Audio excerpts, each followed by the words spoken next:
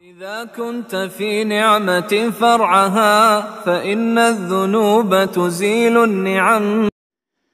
الحمد لله وكفى والصلاة والسلام على محمد المصطفى وعلى آله المجتبى وأصحابه المرتضى. أما بعد فأعوذ بالله من الشيطان الرجيم. بسم الله الرحمن الرحيم. الرحمن علم القرآن. وقال النبي صلى الله تبارك وتعالى عليه وسلم إن الله يرفع بهذا الكتاب أقواما ويدع به آخرين أو كما قال عليه الصلاة والسلام. صدق الله وصدق رسوله النبي الأمي الكريم من الشاهدين والشاكرين والحمد لله رب العالمين. إن الله وملائكته يصلون على النبي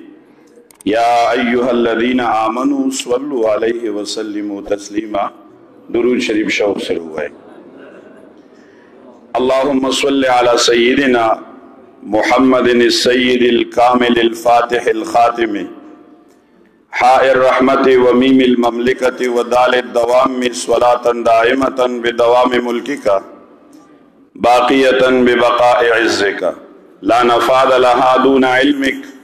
आदद मा कान व आदद मा यकून व आदद मा हुवा काइनुन फी मुल्किका इला यौमिद्दीन व रदियल्लाहु तआला अनिस सहाबति अजमईन वल्हम्दुलिल्लाहि रब्बिल आलमीन। स्टेज बांधे ज़मुंग द खानदान अकाबिरीन खुसूसन द जामिया अज़हरुल उलूम और द खानकाह मुहम्मदिया रहबर और रहनुमा पीरी तरीक़त शेखुल हदीस वल कुरान हज़रत मौलाना ताहिर साहब दामत बरकातुहुमुल आलिया, उस्ताद मोहतरम आम मोहतरम हज़रत मौलाना गुलाम मुस्तफ़ा साहब दामत बरकातुहुमुल आलिया, नूर गणशमेर की दिलता उलमाए किराम और इज़्ज़तमंदो मुसलमानानो, यकीनन दिल तपदे ज़ेबान उदरेदल और खबर कौलो वदिए काबिरीन मख के दा लुए इल्म वाली और दज़ड़ सफाई वाली माउज़रमो को दिल तखो ज़मुंग तरो हज़रत मौलाना गुलाम मुस्तफ़ा से भी जो हुक्म कुम यूसो खबर हो की तास इज़्ज़तमंदो मुसलमानानो, हुज़ूर अलैहिस्सलातु वस्सलाम मुबारक कि द नबूवत 12 काला 15 मियाश्ती और दियार 10 वर्ज़े द मक्के मुकर्रमे दौर तेर शो और द हिजरत हुक्म राले पैगंबर अलैहिस्सलातु वस्सलाम मकाम जुहफे तरौ रसीद और द राबे पर मुकाम बांधे हुज़ूर अलैहिस्सलाम अबू बकर सदीक रज़ियल्लाहु ताला गैर मारूफ लार बांध मक्के मुकर्रमे नरवो तो द गज़े तरौ रसीदल जिब्राइल अमीन अलैहिस्सलातु वस्सलाम राले द सूरह क़सस दायात इन्नल्लज़ी फ़रद अलैकल क़ुरान लराद्दुका मादिन दा आयात नाजिल शो हुज़ूर अलैहिस्सलातु वस्सलाम द तसल्ली पैगंबर अलैहिस्सलाम मदीने मुनव्वरे ते तशरीफ रावलो नवालते जुमात जोड़ को दगे मस्जिद नबवी मुबारक द जुमात ज़ैद दो यतीमानानु ज़ेव ना साद इब्न ज़ुरारा रज़ियल्लाहु तआला अन्हु कफालत क्यों पैगंबर अलैहिस्सलातु वस्सलाम तपोसु को दा ज़ैद चा दे हुज़ूर अलैहिस्सलातु वस्सलाम ता उवे लेशु चिदा दे दो यतीमानानु दे और दादा साद इब्न ज़ुरारा रज़ियल्लाहु तआला अन्हु कफालत की दी पैगंबर अलैहिस्सलातु वस्सलाम अगदवान यतीमानान रोगुख्तल और तो ही दाज़े पमा बांधे रा खर्च की तासु अगवी या रसूल अल्लाह दाज़े मंग तासु ला से दरकऊ वेना से ना कीमत हुआ है अत दीनार कीमत शो हुज़ूर अलैहिस्सलाम 10 दीनार और कल और दागी कीमत अबू बकर सदीक रज़ियल्लाहु ताला अन्हु अदा का उस दगल त जुमात जोड़ शो खुदा आवाज़ जुमात न हो ज़मन ज़हन के दा खबर है कि दी जुमात तब दा मुसलमानान सिर्फ द मुज़ द पारा राजी او د مول نه پس د وخت نه بیا به د جومات ته تاله لګي، جومات به بندېږي. دا د جومات فلسفه نه ده. علماء کرام تشریف فرما دي حضور علیه السلام چې جومات جوړ کړ او په خپل صحابه کرامو ته وفرمایل چې تاسو هم راځئ، زه به هم راځم، د غر نه به یې کاڼي را چلولو ولته جومات جوړ کړ. جومات کچو خو لیکن دغه جومات پیغمبر علیه السلام کې تشکیل کولې د قیامت لپاره د دغه جومات نه تشکیل کړي. یو شعبه و د اسلامی جهاد، دویمه شعبه و د اسلامی سیاست، دریمه شعبه و د درس و تدریس، څلورمه شعبه و د تصوف. پیغمبر علیه السلام مبارک په دغه مسجد نبوي مبارک کې نور هم ډېرې سلسلې وې، لیکن دغه نور عام نشوي لکه څنګه چې د صحابه کرامو دور کې د تابعینو په دور کې مجتهدین ائمه ډیرو. امام اوزاعی مجتهدو، امام حسن بصری رحمه الله هم مجتهدو، لیکن دغه څلور ائمه امام مالک رحمه الله، امام شافعی صاحب، امام ابو حنیفه رحمه الله، امام احمد بن حنبل رحمه الله، دا غي دا مذاهب ډیر رایج شول په دنیا کې ځکه خلکو پیژندو. دا قرنګ حضور علیه السلام مبارک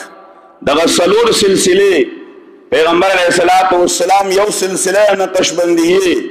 د ابوبکر صدیق رضی الله تعالی عنہ په واسطه باندې امت ته نقشبندیه علم ورکو او ضمنن د علم د معیت د مراقب چې کوم مراقب او مشاهد دي دایو ته بغیر ویلو لا تحزن ان الله معنا. دلته علماء لیکلي چې دلته معیتنا هغه مشاهدی مراد دي چې انسان په مراقبه باندې حاصلې. پیغمبر علیه السلام دغه یو سلسله د نقشبندیه د ابوبکر واسطه باندې امت ته وخودا او دغه درې سلسله د حضرت علی کرم الله وجهه په واسطه باندې رضی الله تعالی واسطه چې دغه نقش علاوه قادریه سروردیه او چشتیه پیغمبر علیه السلام په دغه مسجد نبوي کې امت ته وخودي. دا مسجد نبوي مبارک دا د حضور علیه السلام د زمانه جیل هم وو. پیغمبر علیه السلام با چې کله قیدیان ونیول یا به راوستل مسجد نبوي کې به یو پیلر پورې وتړل، یو ستنې پورې به وتړل، یو ډېر سخت. پیغمبر علیه السلام وفرمایل د دې ستنې پورې وت ما قبیله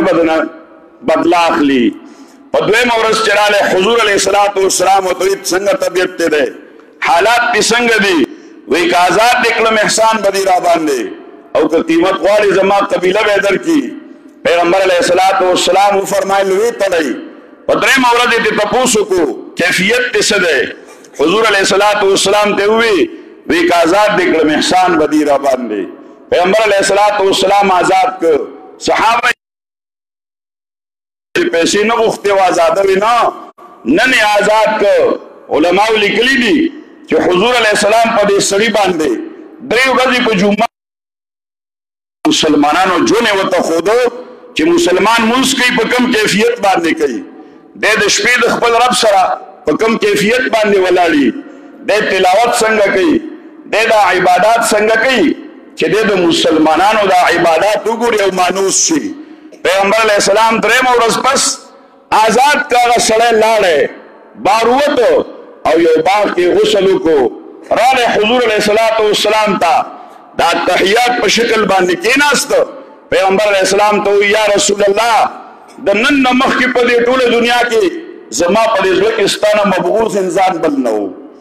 لیکن د دې وخت نه پس چې زه ستا دې جومات ته رالم دا ماحول مې وکتو، د نن نه پس تر مرګه پورې به محبوب ترین انسان زما په زړه کې ستاسو نه علاوه بل څوک نه وي. او لاس یې مخکې کوي یا رسول الله کوم عرض مې دا کوي عزتمندو مسلمانانو دا د جومات ماحول جمیعي کارونه حضور علیه السلام د دې جومات نه تشکیل کړي دي. دا جومات سینما او تا پکې نن ناست شو زمونږ مشران الحمدلله چغرزو بابا جی سے دا دی جماعت کې ودلتا بیا د اولاد سلسله چلیدا خدا صرف د جماعت د خانقاه پورې خاص خلق نه وو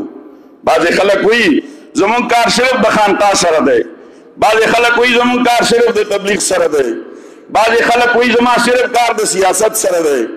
بعضې خلک وی زما کار صرف د جهاد سره دی بعضې خلک وی زما کار صرف د تدریس و تدریس سره دی د حضور علیه السلام دغه 9 میاشتې 9 ورځې 9 کاله ژوند د دغې ټولو شعبو د تشکیل کولو دور دی پیغمبر علیه الصلاة والسلام لبا وفود راتلل بین الاقوامی وفدونه به راتلل دلته تفسیر کې ویلي مې انشاءالله ووایې د آل عمران 80 آیاتونه دا وفد راغلی د نجران نه او دا 3 شپېته تقریبا کسانو 3 مشرانو په هغې کې پیغمبر علیہ السلام نے مازیګر ټایم رالل په دغه مسجد نبوي کې ودرېد او بیت المقدس طرف ته مخ کو صحابه کرامو څخه خبرو وکړه حضور علیہ السلام یې پرېږدئ هغوی چې مونځ نه فارغ شو دلته حضور علیہ السلام سره کېناستل بیا حضور علیہ السلام سره مباهله وکړه دا ټولې خبرې په جومات کې وشوې عرض مې دا کوي عزتمندو مسلمانانو دا جومات د مسلمانانو دپاره د جمیع ژوند د سمېدو سبب دی دین مزمون حکمرانی سمیگی دی جماعت نمزمون زمیدارہ سمیگی دی جماعت نمزمون کاروبار نظام سمیگی دی جماعت نمزمان دا کور حوائلی قوانین دا خضر سر رسم و رواج معاشرت دا طول سیزون و برابری گی او دا جماعت مدرسم دا حضور علیہ السلام 9 کالا 9 میاشتے و 9 ورزی پا دنی مسجد نبوی مبارک کے تیر کلا او دی سر اخوا کی یو ڈبا جوڑا کلا اغیل صفن ورکو او طالبان به پکې راتل هغې له اصحاب صفن ورکو مختلف کسان به کله به 40 کسانو کله به 80 کسانو کله به 300 کسانو کله به 400 لیکن د هغوی د خوراک نظام دا مدینې منورې والا به پوره کوو پیغمبر علیه الصلاة والسلام به کله کله وفرمایل دا مېلمانه به کور ته څوک بوځي صحابي به ودرېد یا رسول الله زه به بوځم شیخ زکریا رحمه الله حکایات صحابه کې دا واقعا نقل کړی دا ابو هريره سبوی دا ملمه زوما او زړه روګم